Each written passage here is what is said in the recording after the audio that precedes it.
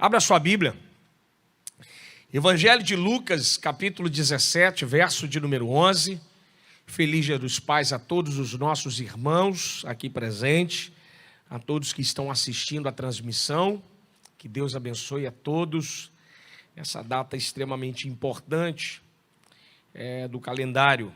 Evangelho de Lucas, capítulo 17, verso 11.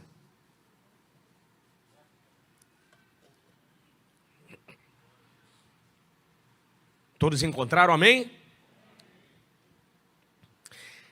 A caminho de Jerusalém, Jesus passava pelo meio de Samaria e da Galileia. Ao entrar numa aldeia, 10 leprosos saíram ao seu encontro, os quais ficaram de longe e lhe gritaram: Jesus, mestre, compadece-te de nós. Ao vê-los, Jesus lhe disse: ide mostrai-vos aos sacerdotes. Aconteceu que enquanto eles estavam indo, foram purificados. Um dos 10, vendo que fora curado, voltou dando glórias a Deus em voz alta. Prostrou-se aos pés de Jesus com seu rosto no chão, agradecendo-lhe. E este era samaritano. Então Jesus lhe perguntou: não eram os 10 os que foram curados? Onde estão os 9?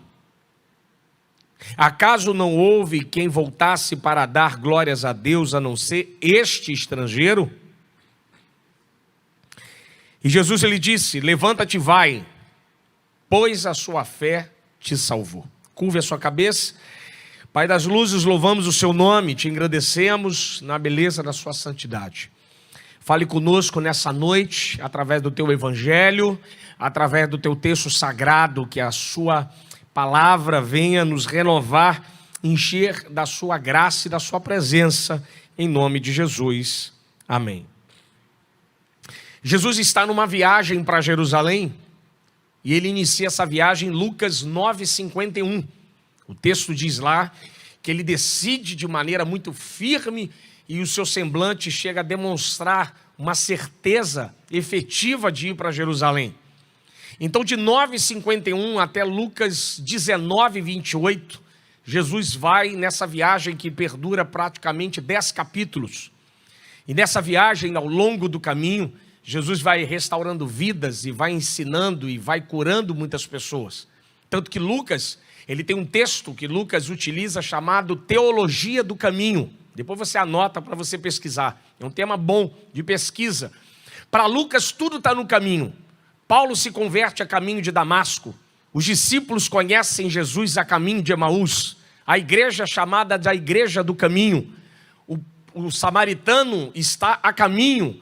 O homem está caído à beira do caminho. O cego está à beira do caminho. Tudo para Lucas é no caminho. Por quê? Porque a igreja não está no lugar dela. A igreja está a caminho de algum lugar. Mas aonde nós estamos caminhando, a gente levanta todo mundo que está caído, porque nós estamos a caminho de Canaã.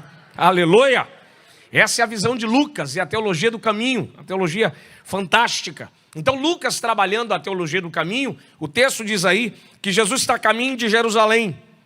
Ele vai para Jerusalém, passa entre 2 localidades na sua Bíblia, Samaria e Galileia. Tanto Samaria como Galileia, desculpe o termo, desculpe ser simples demais, Jesus é uma celebridade. Galileia, 70% dos milagres, Jesus fala na Galileia.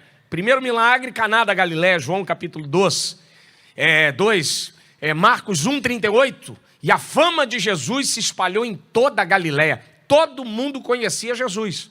Todo mundo sabia quem ele era. Jesus é de Belém de Judá, mas passou a maior parte da sua vida na Galileia, em Nazaré.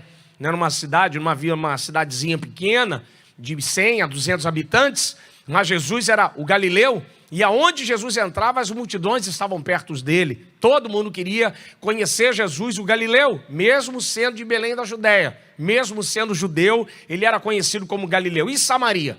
Samaria já foi mais difícil. Lucas 9:52 na sua Bíblia diz o seguinte: Lucas vai dizer que Jesus manifesta um desejo de ir a Samaria. Fala para os discípulos: vai lá que eu vou lá visitar os samaritanos. Aí o texto diz assim, Lucas aí na sua Bíblia, vai falar assim: e os samaritanos não querem receber Jesus. E não, a gente não quer ele não, bota ele para fora, que a gente não está afim de papo com o judeu. Isso foi no primeiro ano. No segundo ano, Jesus vai a Samaria. João 4. é necessário que eu vá a Samaria. Isso é o segundo ano do ministério. E de fato Jesus entra em Samaria. Aprenda uma coisa, meu irmão. O homem pode até tentar impedir o agir de Deus, mas quando Deus quer fazer, ninguém impede. Jesus, ele fala que vai a Samaria, ele vai. E manifesta ali um encontro, uma transformação fantástica. E os samaritanos conhecem Jesus. João 4,41 diz que a ponto que os samaritanos não querem que Jesus vá embora. Porque conhecem Jesus e quer que ele fique. Jesus é assim, quem conhece ele não larga. Quem conhece Jesus de verdade não abandona. Quem conhece Jesus na sua essência toma a cruz e segue a ele todos os dias. Samaritanos abraçam, não, a gente quer que o senhor fique. Jesus fica mais uns dias e vai embora. Mas Jesus não está nem em Samaria nem na Galileia. Ele passa no meio dela. Ele está em algum lugar na sua Bíblia, em uma aldeia. Em uma aldeia que a gente não sabe o nome. Uma aldeia de leprosos, praticamente vivendo do lado de fora da cidade. A lepra, a Tissarat, que em hebraico, Levíticos 13, 14, as leis dietéticas e as leis higiênicas, melhor dizendo, a respeito dos leprosos. Jesus está passando nessa aldeia e ele entra. A gente não sabe qual é o nome da aldeia. A gente sabe que fica do lado de fora da cidade, porque os leprosos não podem ficar dentro da cidade. A gente consegue enxergar isso no texto bíblico. Mateus capítulo 8, a partir do verso de número 1 até o verso 4, quando Jesus cura o primeiro leproso judeu da história, e ele cura o leproso, ele está do lado de fora da cidade. Jesus desce o monte Curuat Ratim, e então ele cura o leproso. E Mateus 8, 5, Jesus entra em Cafarnaum e o centurião se apresenta. Ou seja, o leproso está do lado de fora e o centurião está do lado de dentro. Então havia uma lei que os leprosos têm que habitar do lado de fora da cidade. E esses homens estão do lado de fora. E Jesus está passando nesse lugar para alcançar o Vale do Jordão, chegar até a estrada que liga Jericó a Jerusalém. Ou seja, é a última vez que Jesus está passando naquela aldeia. Olha na sua Bíblia, nesse lugar. E quando ele passa, os leprosos saem ao seu encontro e ficam distantes. Ficam longe de Jesus. A beleza do texto é essa. Esse é o encanto do Evangelho. Nunca mais Jesus vai passar ali naquele momento. Jesus só vai passar ali quando ele voltar. Mas nesse momento é a última vez. O que os leprosos veem? Os leprosos veem uma oportunidade. Aprenda uma coisa, meu irmão. Quando você estuda filosofia, você aprende uma coisa na filosofia chamada tempo. E a filosofia vai nos ensinar que o amanhã não existe. O amanhã é uma projeção, irmão. O amanhã de fato não existe. A gente tem uma projeção do dia de amanhã. A gente projeta o amanhã. O que existe para nós é o quê? Hoje. O que os leprosos? Os leprosos são homens que têm um problema e de fato eles não têm um amanhã. Jesus entra na aldeia, eles olham Jesus e saem ao seu encontro. O que eles dizem? O lance não é amanhã, o lance é hoje. Eles saem ao encontro de Jesus e vão ao encontro dele. Meu irmão, eu quero te dizer uma coisa. Não deixe chegar amanhã, faça isso hoje. Busque a Deus hoje, clame a Deus hoje, adore a Deus hoje, exalte a Ele hoje. O lance não é amanhã, o lance é hoje, agora, onde você está, onde eu estou, o lance é hoje. E eu quero te dizer uma palavra de profeta: Deus não vai fazer amanhã, Deus vai fazer hoje, Deus vai fazer agora, Deus vai fazer nesse tempo. E os leprosos não deixam para amanhã, eles vão ao encontro de Cristo. O texto: ficam de longe, 100 passos, que é mais ou menos que os leprosos ficam. 100 passos de distância, distante de Cristo. Interessante, verso de número 13. Eles ficam distantes e gritam: Jesus, mestre, compadece-te de nós. Meu Deus do céu. Eles estão distantes, por serem leprosos, não podem tocar em Cristo, mas eles gritam. Isso que é fantástico. A situação da lepra impede de chegar perto, mas não impediu de clamar. Não deixe que a situação cale a sua voz. Enquanto mais ela apertar, mais eu e você vamos clamar. Enquanto mais a coisa fica difícil, mais a gente grita. Aleluia. Infelizmente, na pandemia, a situação calou a voz de muita gente. Segundo dados da Junta de Missões Mundiais, 20% da igreja do Brasil desviou-se, afastou-se, por causa da pressão da pandemia.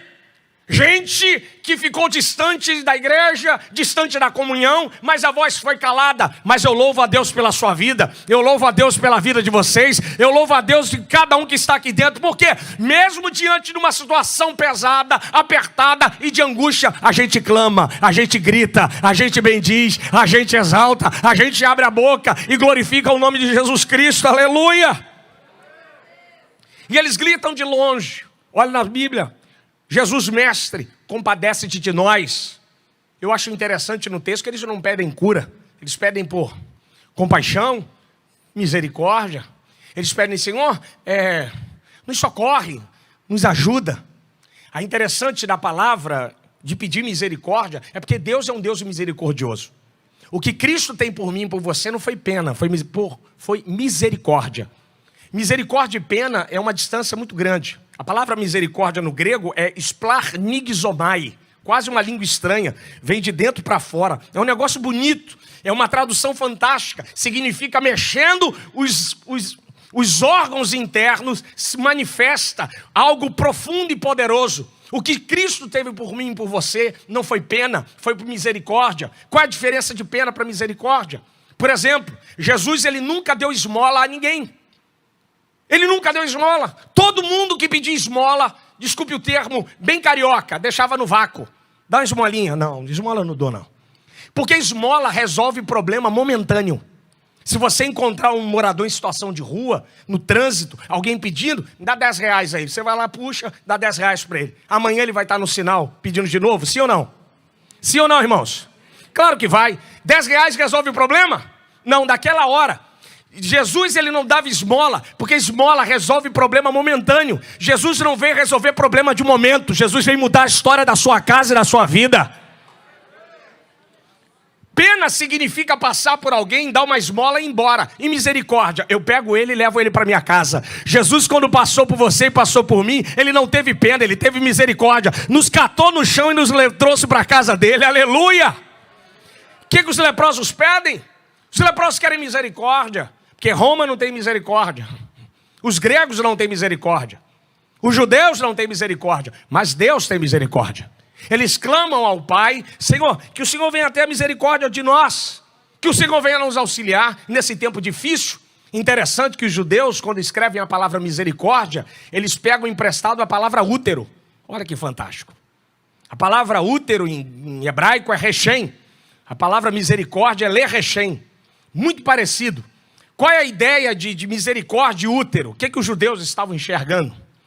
Porque o bebê, quando está envolto no saco gestacional, imerso no líquido amniótico durante 9 meses, ele não tem noção do que a mãe está passando aqui fora para ele ser gerado ali dentro. Ele não tem noção da luta, das dificuldades, das pressões que ela está vivendo, mas ali dentro ele está crescendo em vida. Crescendo, oh Jesus, crescendo, comendo, se desenvolvendo. E a mãe aqui fora na guerra, na luta, na peleja, na angústia. E o bebê cresce, vida, poder, aleluia, vida. Aí quando ele nasce, ele vem à vida, ele chora. Aí alguns anos depois, a mãe vai falar das lutas que passou para ele chegar àquele momento. Qual é a ideia de útero e misericórdia? Porque você não tem noção do que você passou de janeiro até hoje para você chegar aqui. Porque você não estava fora da misericórdia, mas a misericórdia estava envolvida em você em todos os dias. A misericórdia te envolveu. A misericórdia de Deus te abraçou. Porque 1000 cairão ao seu lado, 10.000 à sua direita, mas tu não serás atingido. A misericórdia te abraçou, te envolveu. E com todo respeito às irmãs, que infelizmente tem um aborto espontâneo, mas algumas pessoas que são envolvidas na misericórdia de Deus não são abortados, porque todo homem que tem um propósito dentro da misericórdia nasce, porque Deus vai fazer que com a sua misericórdia guarde a vida desse homem. Oh, aleluia! Por isso que eles pedem misericórdia. Eles pedem, Senhor, nos envolva no seu manto da misericórdia. Nos abrace na sua misericórdia. E o que Jesus faz na sua Bíblia? Jesus é tremendo. E Jesus diz assim, ó. Ainda aqui um pouquinho. E lhe gritaram: Jesus, mestre, compadece-te de nós. Deixa eu me deter um pouco mais aqui nessa ideia aqui do texto. Eu acho interessante dos leprosos que eles estão distantes de Jesus. Eles olham de longe, mas conseguem identificar quem é Jesus. Eles têm algo na vida deles que eu quero ter também. A pureza do olhar. Por exemplo, os ladrões da cruz, a teologia católica vai dar o nome lá, o Gestas e o Dimas. O Dimas é o camarada que se arrepende na cruz do Calvário. Não que isso exista, mas é só para fazer uma diferenciação entre esquerda e direita. O Dimas. O Dimas se arrepende. Quando Jesus está na cruz do Calvário, ele olha para Jesus, ele reconhece Jesus como Rei dos Reis e Senhor dos Senhores.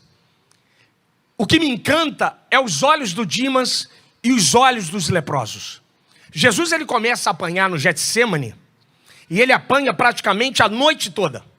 Marcos vai dizer que todo destacamento romano participou da tortura de Jesus. Todo destacamento romano. Você imagina a PM do Rio de Janeiro, de um tribunal, a PM, ao lado de um tribunal, e encontra Jesus e esbofeteia Cristo. Como é que estava o rosto de Jesus? Disforme, inchado, supercílio aberto, sangrando. Você sabe que qualquer tapa no rosto incha. O osso não foi quebrado porque nenhum do seu osso foi quebrado, nenhum dos seus ossos foram quebrados. Mas se você tinha supercílio aberto, bochecha cortada, muito sangue, o rosto de Jesus era disforme, via dolorosa, bofetada e cuspe. Jesus sobe na cruz do Calvário, todo mundo gritando: é bandido, é ladrão, desce daí. E o ladrão do lado: ele é rei. Como é que ele consegue olhar para Cristo disforme e enxergar o Rei dos Reis e o Senhor dos Senhores? Ele tem algo no olhar. Oh, aleluia. Eu e você precisamos ter isso. A gente precisa olhar para a situação e ver a situação deformada e mesmo assim encontrar Cristo no meio dela.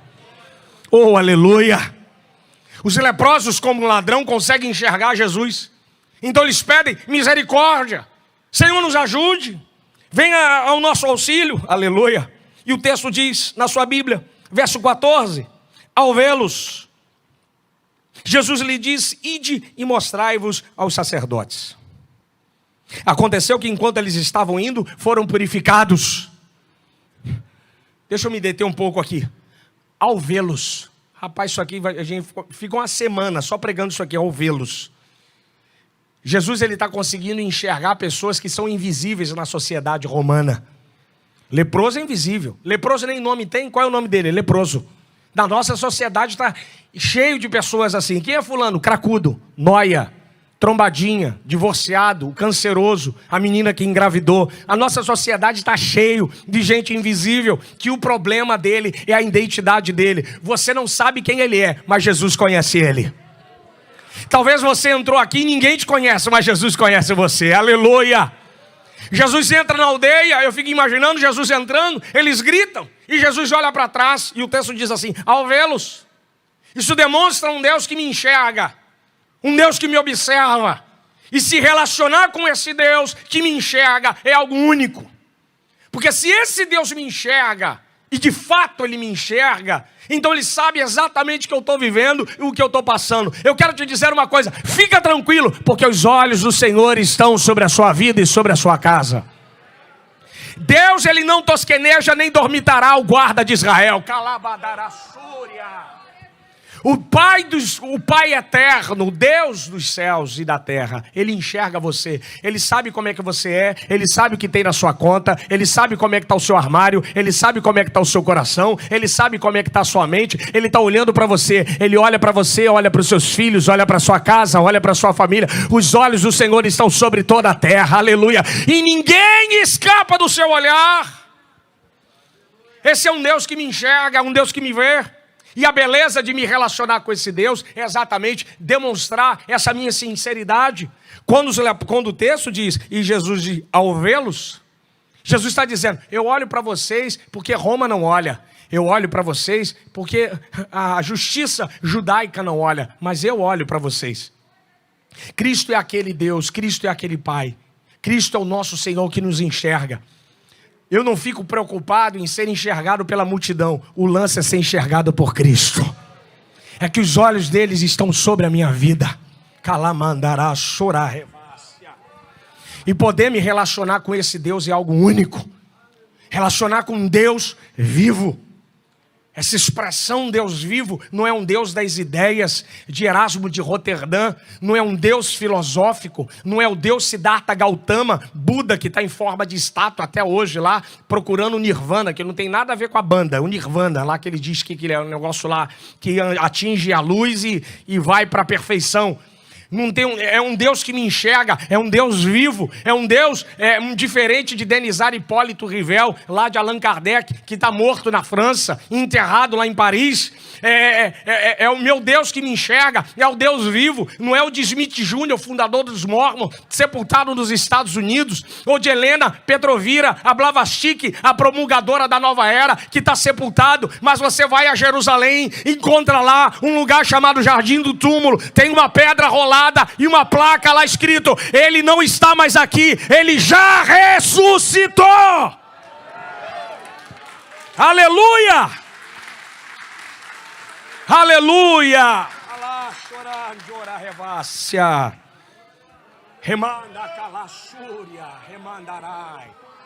Ele é vivo.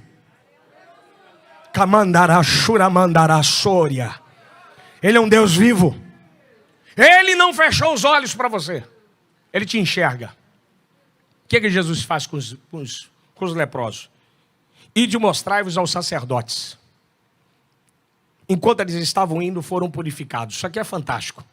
Jesus não fala assim: tão curados, tão limpos, tão libertos.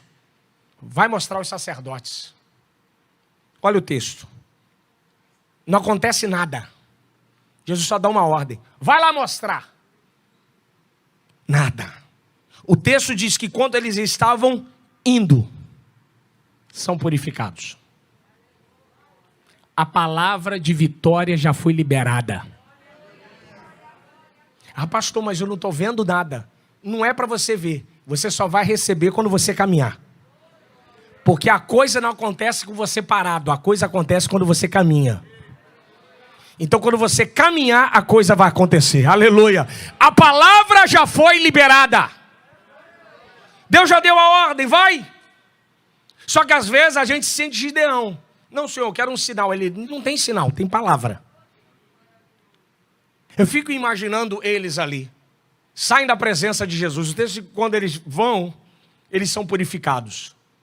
Aí tem um autor chamado William Hendricks, da editora Cultura Cristã. Hendricks diz que provavelmente eles sentiram uma corrente de energia e força que vinha de dentro para fora. E eles começaram a se perceber que após fazerem o que Cristo tinha falado, o seu corpo começou a se transformar. Meu irmão, quero te dizer uma coisa. A palavra já foi liberada. Quando você começar a caminhar, você vai começar a perceber que algumas coisas já estão começando a acontecer. A fé é isso. Fé não é uma expectativa de algo que eu preciso ver. Fé é uma esperança de algo que eu não vejo, mas eu tenho certeza que vai acontecer. Isso é muito diferente. Só que às vezes a gente quer esperar algo sobrenatural. Não, filho. A palavra já foi liberada. É para você ir pôr em prática. É para você pôr o primeiro pé. Se eles recebem aquela palavra, vão aos sacerdotes, ficam parados, estavam lá até hoje. Iam fazer lá escavações, iam achar lá 10 esqueletos parados. Mas eles só receberam a palavra porque botaram em prática. Só que tem gente que já recebeu zilhões de profecia. Deus já está dizendo: vai, e ele está parado. Meu irmão, enquanto você não caminhar, a coisa não vai acontecer. Mas eu te digo como um profeta: caminhe a partir de hoje e muitos milagres vão visitar você e a sua família ainda essa semana. E os leprosos põem para correr, põem a coisa para acontecer, e a coisa acontece de uma beleza, aleluia, de uma beleza estupenda. Quando eles começam a caminhar, eu fico imaginando a coisa, sabe, retornando. os órgãos indo para o lugar. Você sabe que a hanseníase, às vezes ela é muito violenta. A nível de cartilagem, orelha, nariz, até amputação de membros. Aí eu estava estudando em casa, lendo esse texto. O SUS tem um tratamento gratuito. Aí eu lendo lá os remédios que combatem a hanseníase. Os remédios dizem lá, o remédio fala assim, cessa a atuação da hanseníase, para a atuação. Ou seja, a pessoa que perdeu um membro não recupera. Aí o Espírito Santo falou comigo na hora. Vocês só param a situação, mas nós restauramos o que foi perdido. Jesus não vai só acessar a coisa, ele vai restaurar o que se perdeu. Ô Jesus, ele vai fazer uma restauração completa, aleluia. Ele vai restaurar. Provavelmente um desses homens perderam alguns cartilagens. Eu não posso aplicar na conjectura que é um erro de homilética, mas provavelmente, dependendo do grau de doença, do tempo, perderam ali cartilagem em pedaço. E quando eles vão caminhando, eles começam a perceber que alguma coisa começou a mudar na vida deles. Porque é assim, quando a palavra é lançada, a gente já percebe no corpo que alguma coisa já acontece. Então que você perceba hoje aí no seu corpo que alguma coisa já está acontecendo sobre a sua vida. Eu não sei como você entrou aqui, mas eu creio no evangelho a qual eu prego. Eu creio nesse Cristo que ressuscitou dentre os mortos. Eu te digo que hoje ainda você vai sentir no seu corpo, aí na sua vida, na sua casa, algo que Deus vai fazer sobre você. Aleluia! Porque é assim que acontece. E quando eles percebem essa transformação, essa graça, essa glória, esse poder, aí aqui, mano, e o texto vai dar um giro de 180 graus. Verso 15, um dos 10, vendo que fora curado, voltou dando glórias a Deus em voz alta. Rapaz, quantos anos de amizade, pastor Sid Clay, tinham esses homens? Eu não sei. Eu não posso nem chutar aqui. Mas eles eram amigos há alguns anos. Algum tempo de relacionamento. Esse 10º aqui é uma cunaíma do texto. É um anti-herói. É o samaritano. Aí ele está ali, percebeu uma cura. E do nada ele vai romper um relacionamento. Olha o texto, verso 15. Um dos 10, vendo que fora curado, voltou. Voltou para onde? Para encontrar Jesus. Por que ele volta para encontrar Jesus? É lógica. Ele fez a seguinte lógica. Peraí. Eu estou a 100 passos de distância dele. Ele deu uma palavra sem dizer que eu estava curado. E ele já fez isso aqui tudo? E se eu chegar mais perto dele? Oh, Jesus. E se eu chegar mais perto? Calá, choramandarassúria, remandaravássia. Se eu e você, orando de vez em quando, já contamos um monte de vitória, e se a gente mergulhar mais fundo? Se a gente se dedicar mais um pouquinho? Ô Jesus, quem está entendendo aqui? Se a gente se aproximar mais? Calai, rebadarácia. Se a gente chegar mais perto da graça? Camandarassúria. Mas para isso aqui tem que ter algumas coisas. Ele vai romper a aliança. Que aliança? De amizade. Porque os 9 não querem a face de Jesus. Os 9 só querem a mão. Quem busca a mão jamais verá a face. Quem busca a face sempre vai encontrar a mão. Os 9 olham para o futuro e veem um futuro sem lepra. O 10º olha para o futuro e só vê um futuro com Jesus. Então ele vai romper um ciclo de relacionamento para chegar perto de Cristo. Então deixa eu ser profeta. Rompa com qualquer relacionamento que te afaste para longe da graça. Rompa com qualquer um que só quer te colocar para usar a Cristo. Rompa com qualquer aliança que quer de uma forma de subterfúgio, só obter bênção. Mas fique do lado sempre que é com alguém que te carrega para perto da cruz do Calvário. Aleluia! E ele volta. Ele volta do lugar da onde ele viveu anos, só para encontrar com Cristo. Olha como é que ele volta na sua Bíblia. Isso aqui é fantástico. Ele voltou como? Dando o quê? Em como? Glória a Deus em... Ué, mas por que ele está dando glória a Deus em voz alta? Por causa do verso 13. Quem grita para pedir, tem que gritar para agradecer. Seja tão intenso na gratidão quanto você é na petição. Fez 7 semanas de pedindo, faça 7 semanas agradecendo. Mas faça tudo para que a glória de Deus seja manifesta. Ele é intenso.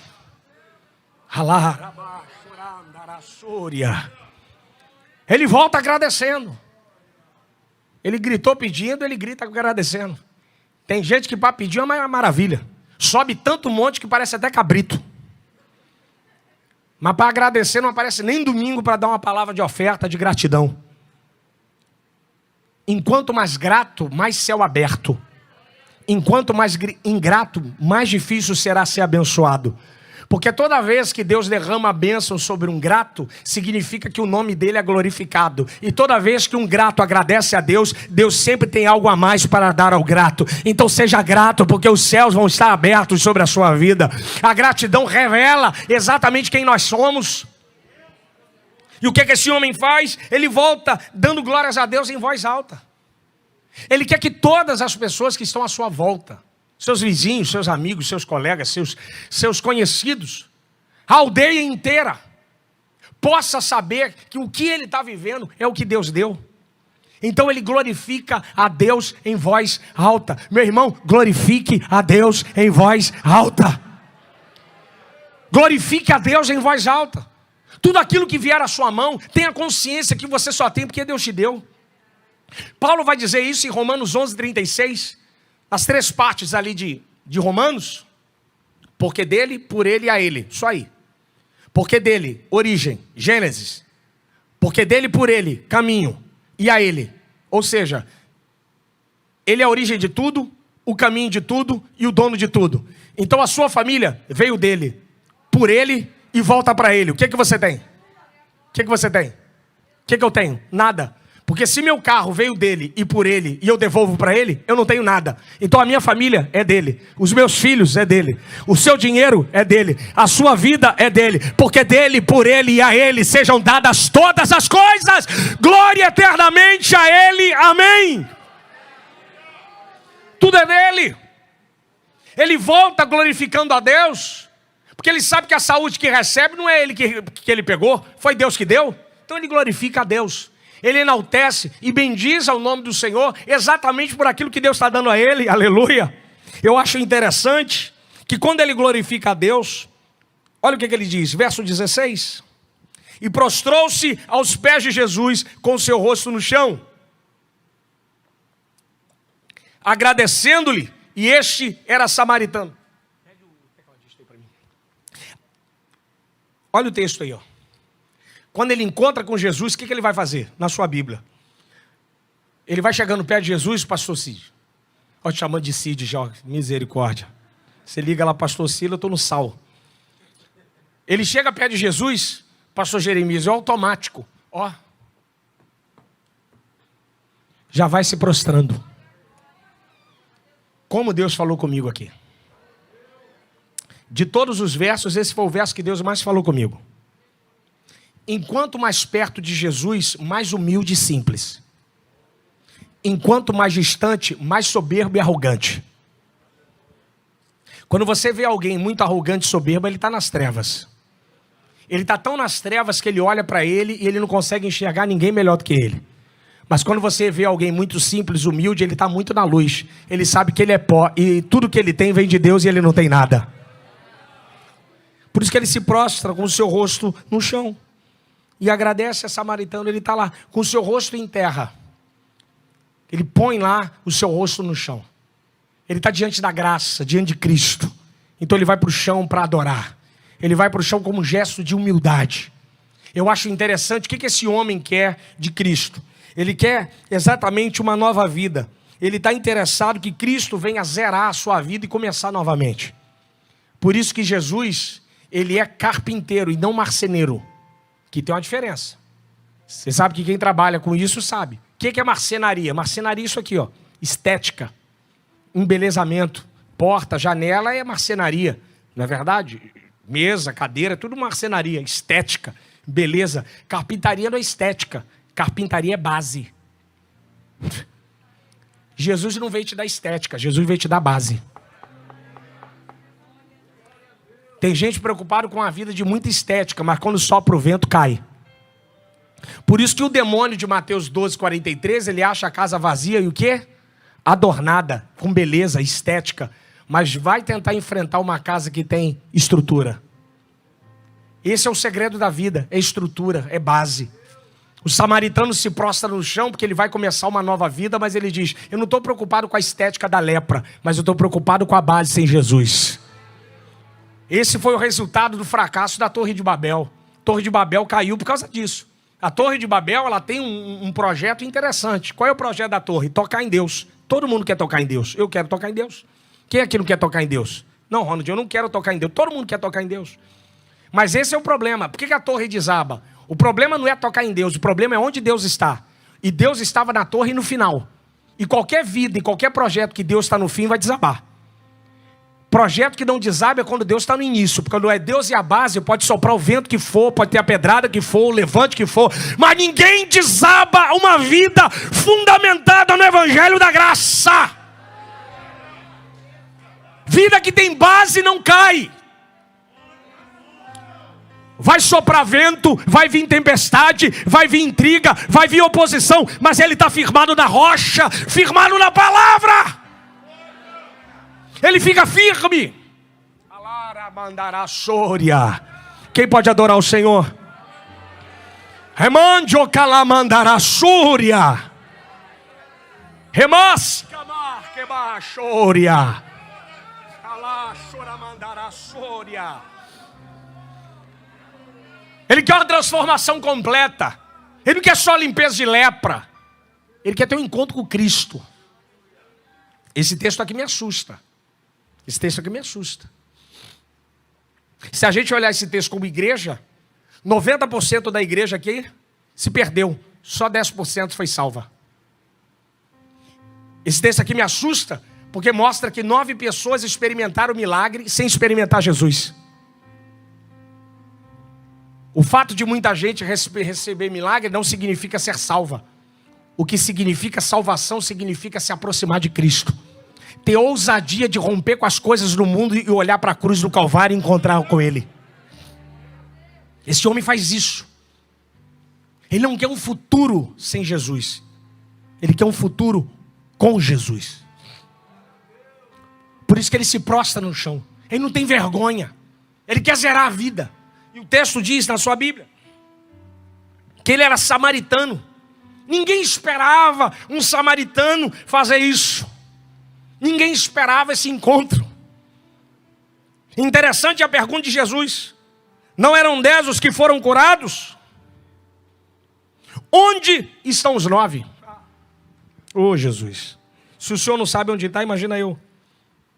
Onde estão os 9? Onde é a pergunta da filosofia. Quando você faz filosofia, você aprende isso. De onde eu vim? E para onde eu vou? Onde é a primeira pergunta que Deus faz em Gênesis? Gênesis 3:9. Adão, onde estás? Onde é a localidade, geografia, que vai levar para a segunda pergunta da filosofia. Identidade. De onde eu vim? E para onde eu vou? E quem eu sou? Quem é a segunda pergunta que Deus faz em Gênesis? Quem te mostrou que estavas nu? Gênesis 3:11. Onde e quem andam juntos?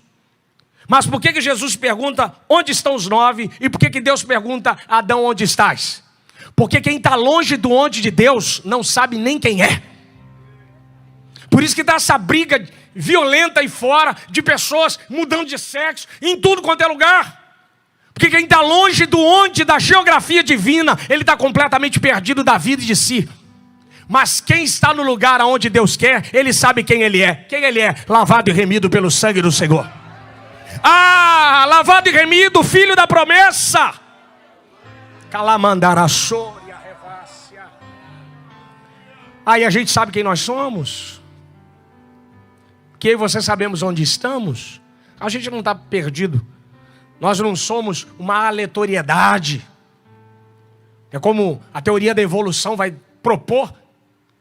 Charles Darwin, eu adoro discutir com essa turma, meus amigos que são dessa área. Não, tem um lance do Big Bang. Eu falei, então peraí.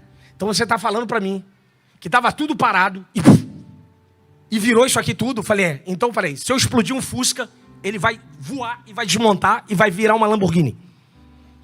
Então se a proposta de uma explosão organiza isso aqui tudo, então se eu pegar meu relógio, tacar na parede, ele vai cair e virar um Rolex? Aí eles ficam irados comigo. Eu falei, não, filho, eu não sou fruto de aleatoriedade. Deus me criou. Eu sei onde eu estou.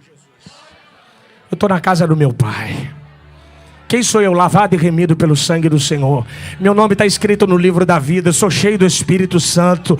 E eu vou encontrar o meu Pai lá da eternidade. Quem vai encontrar aqui comigo? O nosso Pai lá da eternidade. E vamos estar junto com Ele na mesa. Nós sabemos onde estamos e quem somos. Eu sei exatamente onde eu estou e quem eu sou. Então Jesus vai propor, falar uma segunda, terceira pergunta. Acaso não houve quem voltasse para dar glórias a Deus, a não ser este estrangeiro? Levanta-te e vai, pois a sua fé te salvou. Olha que coisa interessante. Olha que coisa interessante. O homem volta para agradecer e vai embora salvo. A gratidão é capaz de nos colocar em lugares que a gente jamais pode imaginar ir. Um coração grato é um coração que pode alcançar lugares que a sua mente nunca imaginou. Interessante que a palavra salvação é sizoken, é uma obra completa. E purificação é varrido por fora no grego. Ele foi varrido por fora. Os 9 só foram limpos por fora, mas o 10º foi limpo de dentro para fora. Ou seja, esse homem, quando encontrou os outros amigos em Jerusalém, porque ele tem que pagar lá a sua oferta de purificação de leprosos, e alguém vai perguntar para ele: rapaz, mas você não andava com os outros? Cadê os outros? Não ando mais com eles. Eu ando com ele. Meu lance é com ele agora. Eu rompi com eles. Eu ando é com ele. A gratidão colocou esse homem em acesso ao eterno Deus. Fique de pé em nome de Jesus.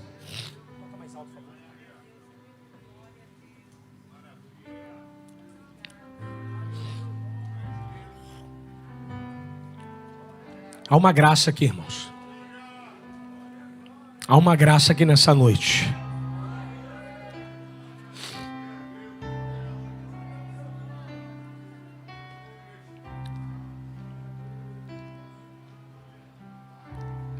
Uma das grandes coisas que eu aprendi com o Pai, com meu Pai Celestial, foi sobre esperança e expectativa. O Espírito Santo me deu aula sobre isso. Por exemplo, o samaritano aqui, ele não tem expectativa, ele tem esperança. Toda vez que você tem expectativa em Deus, Deus te frustra. Porque a expectativa parte do princípio de algo que nós imaginamos e colocamos na frente de Deus para Ele fazer. Por exemplo, Jairo tinha uma expectativa de cura. Ele não tinha uma esperança de ressurreição.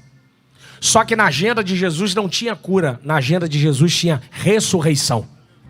Então ele frustra a expectativa de Jairo para que Jairo vá viver com a sua filha cheio de esperança. Marta tinha uma expectativa de cura, mas Jesus tinha uma esperança de ressurreição.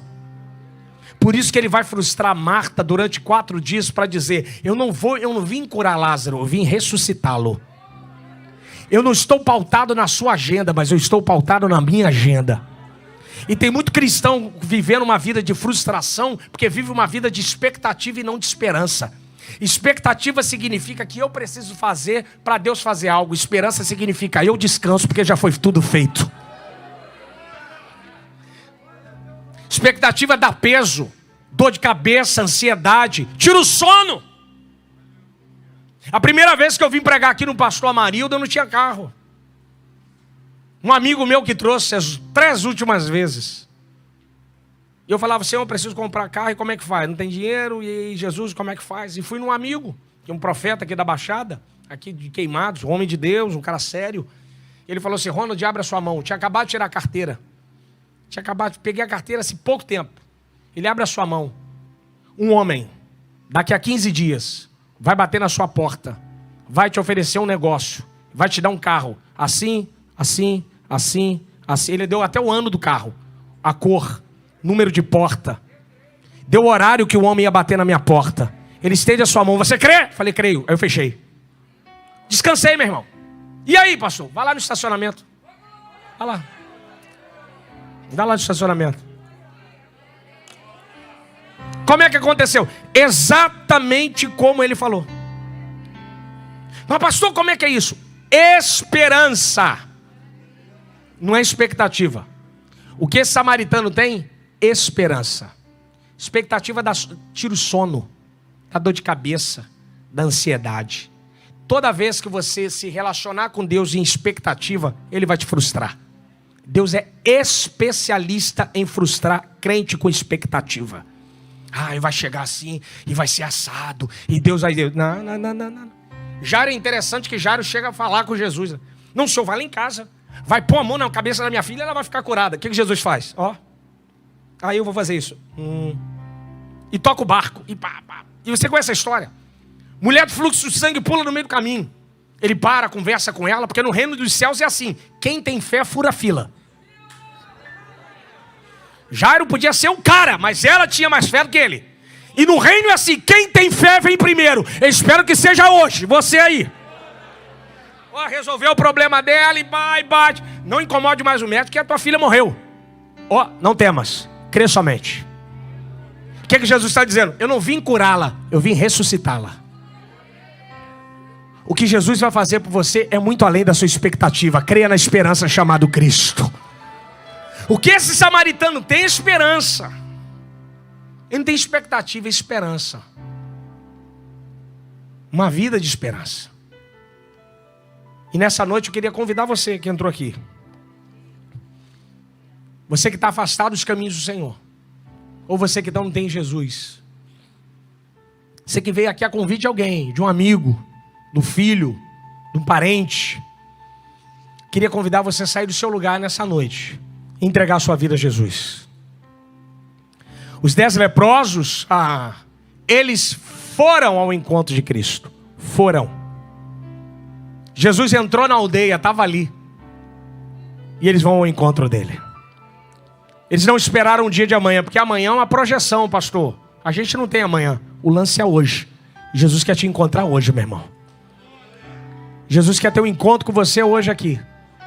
Sai do seu lugar e vem aqui entregar a sua vida a Jesus. Você que está afastado do Senhor, venha aqui e retorne aos caminhos do Senhor. Fala assim, eu não vim buscar só a mão dele, eu quero a face dele. Onde está você? Que deseja entregar a sua vida a Jesus. A igreja de oração, eu sei que tem. Viva uma vida de esperança e não de expectativa. Onde está você que deseja entregar a sua vida a Jesus? Você que deseja ter uma aliança com Cristo e ir embora daqui, não só purificado, mas salvo. Aleluia! Ele não veio só resolver o problema do corpo, ele veio salvar a sua alma. Alguém entre nós que deseja entregar a sua vida a Jesus, deseja retornar aos caminhos do Senhor. Calamandará, choraman, chorarrevácia. Onde está você que deseja ter uma aliança com Cristo, um encontro com Cristo? Eles foram ao encontro. Jesus passa, eles gritam e Jesus olha. Ou seja, era com eles. É algo, meu irmão, que só você pode fazer. Eu não posso, pastor Amarildo não pode, nosso pastor Silas não pode, os pastores aqui não podem, só você pode. Jesus está aqui, ele está passando nessa aldeia e ele veio ter um encontro com você. Onde está você que deseja entregar a sua vida a Jesus? Ou deseja retornar aos caminhos do Senhor? A igreja em oração. Sai do seu lugar, peça licença, fala licença, eu quero ir lá, eu quero ter um encontro com Cristo. Eu não quero só ser curado, eu quero ser salvo. Eu quero ter minha alma lavada e remida pelo sangue do Senhor. Como eu disse aqui, você quer estar aonde Deus está e saber quem é, porque onde você está Quando você está em Deus, você sabe quem você é. Onde está você? Que deseja entregar sua vida a Jesus? Ou deseja retornar aos caminhos do Senhor? Peça licença e venha aqui à frente entregar a sua vida. Alguém entre nós, aleluia, que deseja entregar a sua vida a Jesus Cristo, ou retornar aos caminhos do Senhor? Aleluia.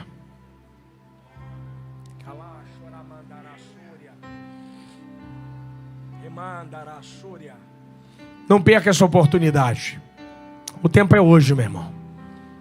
O amanhã não existe. O amanhã é uma projeção nossa. O amanhã é algo que nós projetamos. O hoje é o que nós temos. Por isso que é presente. Deus nos deu. Esse é o presente de Deus para a sua vida. O presente é hoje, é agora. Onde está você que deseja entregar a sua vida a Cristo? Ou deseja retornar aos caminhos do Senhor? Sai do seu lugar e vem aqui à frente. E entrega a sua vida a Cristo. Alguém entre nós? Se não há, que Deus abençoe a sua vida. Você pode aplaudir o nome do Senhor Jesus Cristo.